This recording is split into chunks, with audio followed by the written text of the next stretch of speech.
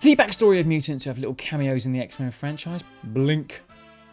Blink's in the great days of future past, but unfortunately she's one of the mutants in the future portion that don't get developed at all. Played by fan BingBing, a bit of a Chinese megastar back in the day. During the first siege from the Sentinels on the X-Men, she's showcasing her portal power loads, mainly helping Warpath jump at Sentinels, but also confusing them and being pretty clever with them until one of them just turns around and stabs her. In the second attempt, she helps Colossus with a ridiculously convoluted way of allowing him to knock a Sentinel over. Just punch it, mate, you did nothing with that fancy dive thing. Until finally, once again, she gets overwhelmed by him and is on the pointy end of some Sentinel arms in a very dramatic death scene.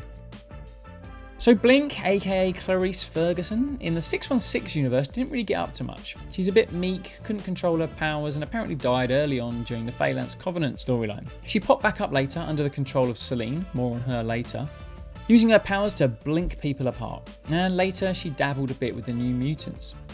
She recently became part of the Six, a group of teleporters who help S.H.I.E.L.D. with some super tech to transport people long distances. But the interesting version of Blink is from the Age of Apocalypse, as mentioned in the last episode on Bishop.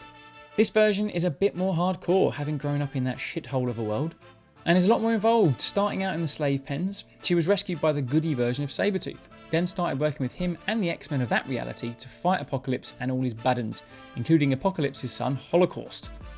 She was part of the strike force that took down Apocalypse eventually, and when it all went weird and Earth 616 and Earth 295 split, she survived, got unhinged in time, and found herself in a desert with some other X-Men from other realities.